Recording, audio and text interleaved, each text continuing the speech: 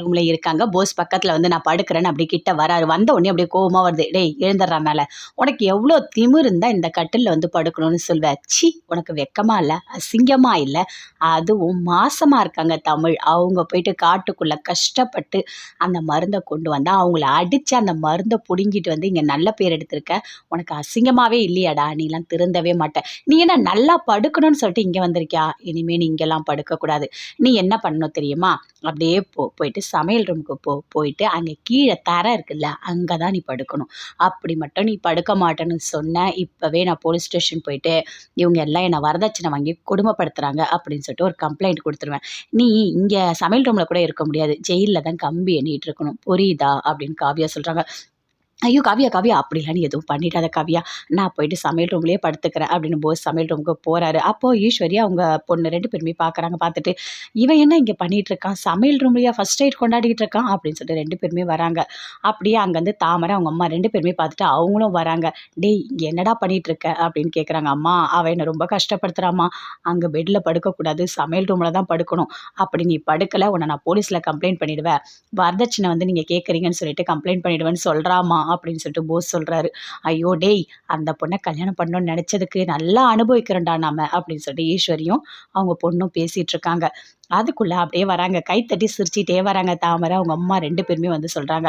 Super super MLA பொண்ணை கல்யாணம் பண்ணா எனக்கு கார் கிடைக்கும், பங்களா கிடைக்கும், பணம் கிடைக்கும். அப்பப்பப்பப்பப்பா என்ன ஆட்டம். கடைசியில கடவுளே நல்ல ஆப்பு வச்சாரு. என்ன சமையல் ரூம்ல தூங்க போறியா? தூங்கு தூங்கு நல்லதுதான். நீங்க தூங்குனா உனக்கு நல்லா தூக்கம் வரும் அப்படின்னு சொல்றாங்க. அப்படியே 2 பேருமே சிரிச்சுட்டாங்க. வந்து போறாங்க. அப்படியே கோவமா வருது இவங்களுக்கு. எல்லாத்துக்கும் காரணமே இந்த தாமரை தான் அப்படின்னு ஈஸ்வரி அப்படியே கோவமா பேசிட்டு இருக்காங்க. நல்லா தூங்கிட்டு இருக்காரு. நான் தூங்கிட்டே இருக்கும்போது கனவு கண்டுட்டு இருக்காரு சேது. அப்படியே வந்து தமிழ் இருக்கா மாதிரி, தமிழுக்கு வயசாயிட்டா மாதிரி, அது ஹாஸ்பிட்டல் போற மாதிரி, அதே மாதிரி ஒரு பொண்ணு, ஒரு பையன் 2 பேருமே பொண்ணு வந்து தமிழ் மாதிரியே இருக்கு. பையன் வந்துட்டு சேது மாதிரியே இருக்கான். அங்கேருந்து வரான். வந்துட்டு அப்பா நான் போயிட்டு வரேன் அப்படின்னு சொல்றான். கார்லாம் நான் புதுசா வாங்கியிருக்கேன்னு சொல்றான். சரிப்பா நீ நல்லா இருந்தா போதும் அப்படின்னு சொல்லிட்டு வயசான மாதிரி இவங்க உட்காந்துட்டு இருக்காங்க. பையனை போயிட்டு வான்னு சொல்றாங்க. அதே மாதிரி பொண்ணு வருது. தமிழ் மாதிரியே பொண்ணு வந்து பேசுது. அதே மாதிரி சந்தோஷமா வயசான மாதிரி ஃபீல் பண்றாங்க. அப்ப சேதுவோட பக்கத்துல அவங்க மாமா இருக்காரு. அப்ப அவனுக்கு ஒரு பொண்ணு, ஒரு பையன் 2 பேரும் நல்லா வளர்ந்துட்டாங்க அப்படின்னு சொல்லிட்டு பேசிட்டு இருக்காங்க.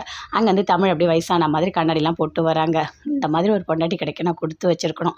சரிங்க நான் வந்து ஹாஸ்பிட்டல் போயிட்டு வரேன் அப்படின்னு டாக்டர் அவங்களும் போறாங்க. எல்லாமே நெனச்சு பார்க்குறாரு. அப்படியே தூக்கத்திலேயே கத்துறாரு. ஐய்யய்யோ! நான் கண்டதெல்லாம் கனவா? ஒரு பையன், ஒரு பொண்ணு நல்லா பெருசாயிட்டாங்க. நான் எங்களுக்கு வயசாயிடுச்சு. எல்லாம் சூப்பரா இருக்கு. இங்க பாரு தமிழ், உன் கூட நான் சேர்ந்து வாழணும்னு முடிவு பண்ணிட்டேன். இனிமே உன்னை விட மாட்டேன்டி. கண்டிப்பா உன்னை வந்து ஏதோ ஒரு வகையில மனசு மாத்தி நான் உன் கூட வாழ்வேன். கண்டிப்பா உன்னை விடமாட்டேன் அப்படின்னு சொல்லிட்டு யோசிக்கிறாரு. அங்கேருந்து எழுந்து போறாரு. போயிட்டு அவங்க மாமாவ கூப்பிடுறாரு.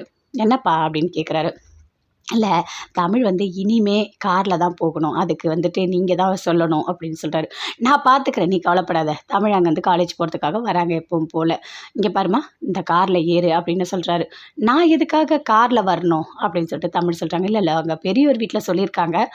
இனிமே நீ வந்து நடந்து போக்கூடாது. உன்னை கார்ல தான் கூட்டிட்டு போணும்னு அப்படின்னு கருப்பு சொல்றாரு. அப்படியா சரி அப்படின்னு சொல்லிட்டு தமிழ் ஏறுறாங்க. அப்படியே ஒளிஞ்சு பார்க்குறாரு.